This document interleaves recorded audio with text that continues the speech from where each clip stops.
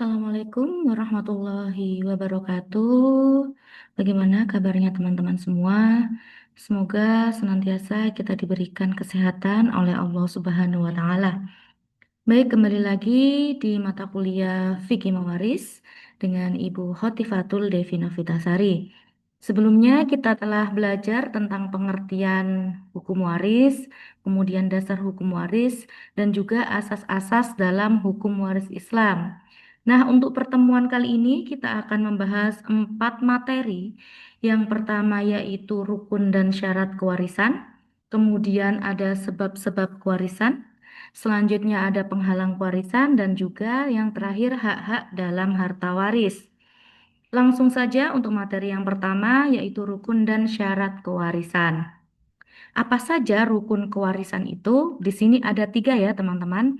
Yang pertama adalah pewaris, kedua ahli waris, dan yang ketiga harta warisan.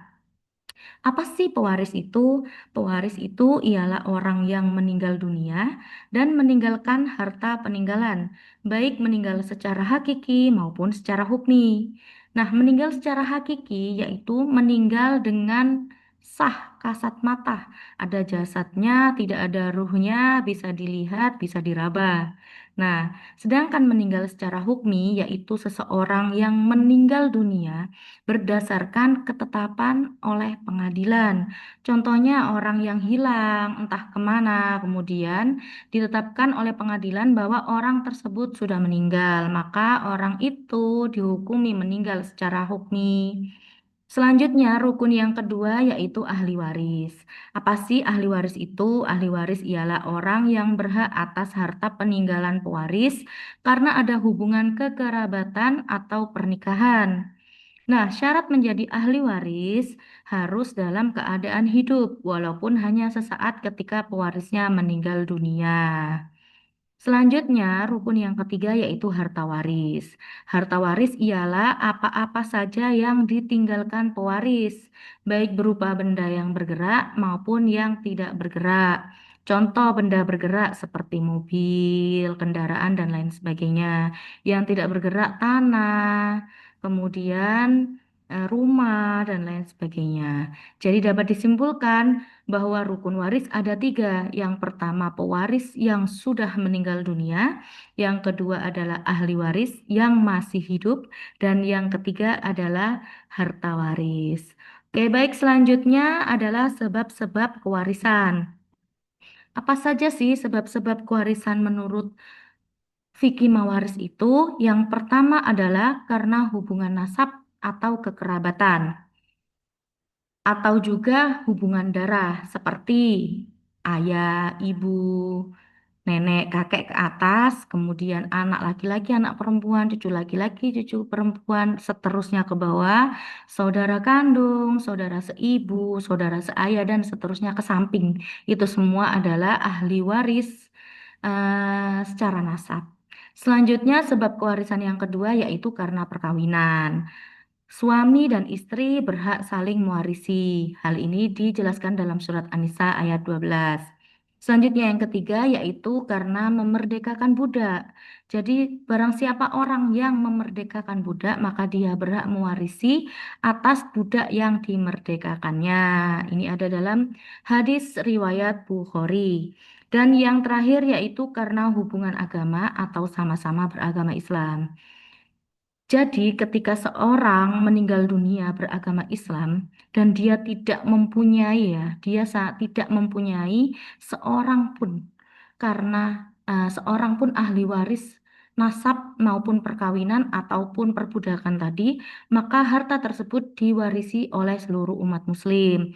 Nah, pada zaman Nabi Muhammad SAW, realisasinya dimasukkan ke Baitul Mal atau dalam masa sekarang berarti kas negara.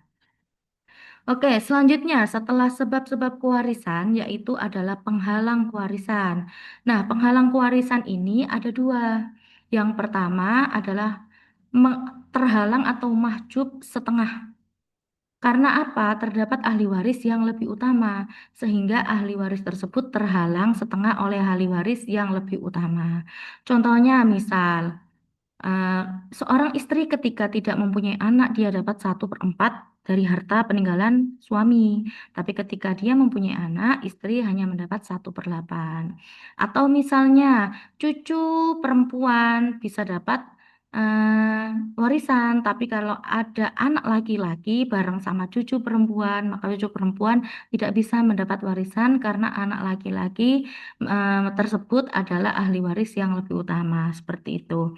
Selanjutnya adalah terhalang sepenuhnya karena melakukan sesuatu atau telah melakukan tindakan yang menyebabkan ahli waris tersebut tidak bisa dapat warisan. Dalam hukum Islam ada 3 hal, yaitu perbudakan, perbedaan agama, dan juga pembunuhan. Oke, kita akan bahas satu persatu. Yang pertama adalah perbudakan. Jadi budak tidak dapat menerima warisan dari pewarisnya maupun diwarisi oleh keluarganya. Mengapa? Surat An-Nahl ayat 75, Allah membuat perumpamaan seorang hamba sahaya di bawah kekuasaan orang lain yang tidak berdaya melakukan sesuatu. Jadi budak tidak bisa dapat warisan dan tidak bisa mewarisi karena budak sendiri tidak merdeka atas dirinya. Bahkan dia adalah harta dari tuannya. Oke, penghalang pewarisan yang kedua yaitu perbedaan agama. Jadi agama pewaris berbeda dengan agama ahli waris. Dalam hal ini salah satunya beragama Islam dan yang lainnya tidak.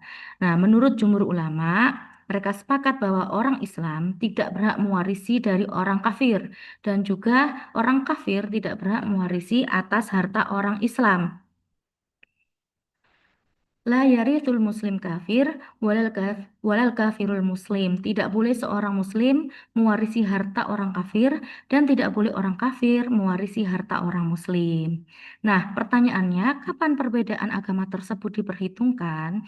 Menurut jumhur ulama, yaitu saat kematian pewaris.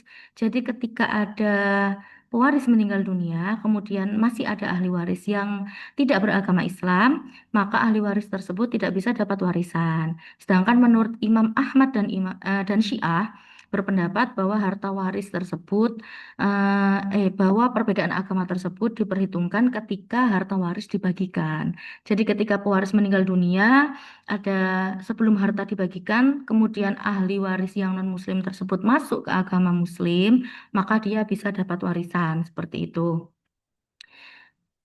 Nah, ini penghalang pewarisan terakhir yaitu pembunuhan. Ahli waris yang membunuh pewarisnya tidak berhak menerima harta peninggalan pewaris yang dibunuhnya. Al-qatilu la yarithu. Pembunuh tidaklah memperoleh harta warisan.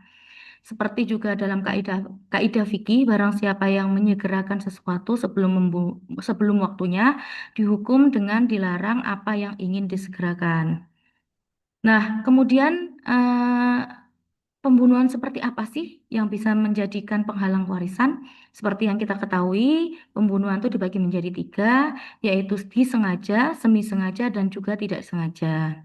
Imam Syafi'i, Imam Hanafi, dan Imam Ahmad sepakat mengatakan bahwa segala jenis pembunuhan, baik disengaja seperti tidak disengaja atau yang tidak disengaja, merupakan penghalang pewarisan. Jadi segala pembunuhan, barang siapa yang membunuh pewarisnya, entah itu pembunuhan sengaja, semi sengaja maupun tidak disengaja, merupakan penghalang pewarisan.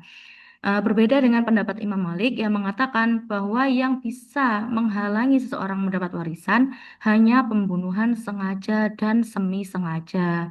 Sedangkan pembunuhan yang tidak disengaja tetap mendapat kewarisan karena menurut Imam Malik tidak ada niat dari pelaku untuk membunuh pewarisnya seperti itu. Nah, itu tadi ya teman-teman, penghalang warisan menurut hukum Islam ada 3, yaitu membunuh, perbudakan, dan juga beda agama. Selanjutnya adalah penghalang warisan dalam kompilasi hukum Islam, yaitu Perundang-undangan Indonesia, yaitu diatur dalam pasal 173. Seorang terhalang menjadi ahli waris apabila dengan putusan hakim yang telah mempunyai hukum tetap, dihukum karena 1, dipersalahkan telah membunuh dan mencoba membunuh atau menganiaya berat pada pewarisnya.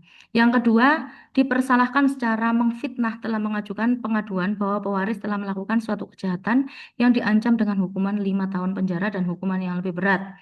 Jadi kalau di Islam tadi ada 3, yang di kompilasi hukum Islam ada 2 dalam pasal 173, yaitu membunuh, melakukan penganiayaan berat, dan percobaan pembunuhan, dan yang kedua yaitu memfitnah pewarisnya kalau pewarisnya itu telah melakukan kejahatan dengan ancaman hukuman lebih dari 5 tahun penjara seperti itu.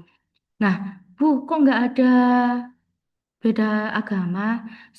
Secara jelas itu tidak diterangkan dalam pasal 173, kan tapi dalam pasal 171 ayat C itu ada dijelaskan tentang pengertian ahli waris bahwa ahli waris adalah orang yang pada saat meninggal dunia mempunyai hubungan darah atau hubungan perkawinan dengan pewaris, beragama Islam dan tidak terhalang hukum untuk menjadi ahli waris. Jadi meskipun tidak ada dalam pasal 173 kompilasi hukum Islam, akan tetapi secara tidak langsung dalam pasal 171 ayat C, ahli waris harus beragama Islam. Oke, selanjutnya hak-hak yang ada atau terkandung dalam harta waris apa saja? Yang pertama adalah hak-hak yang menyangkut kepentingan mayit itu sendiri untuk pembiayaan penyelenggaraan jenazah. Jadi sebelum harta dibagi, itu harta peninggalan pewaris harus digunakan untuk kepentingan mayit sendiri. Jangan langsung dibagi, kemudian mayitnya nggak ada yang mengurus. Kemudian yang kedua adalah hak-hak yang menyangkut kepentingan para kreditur atau untuk membayar hutang pewaris. Jadi dibayarkan dulu hutangnya. Yang ketiga yaitu hak-hak yang menyangkut kepentingan orang yang menerima wasiat untuk dipenuhi wasiatnya pewaris. Dan yang terakhir adalah haknya para ahli waris. Jadi sebelum dibagi, ketiga hak sebelum ahli waris itu harus dipenuhi terlebih dahulu ya teman-teman.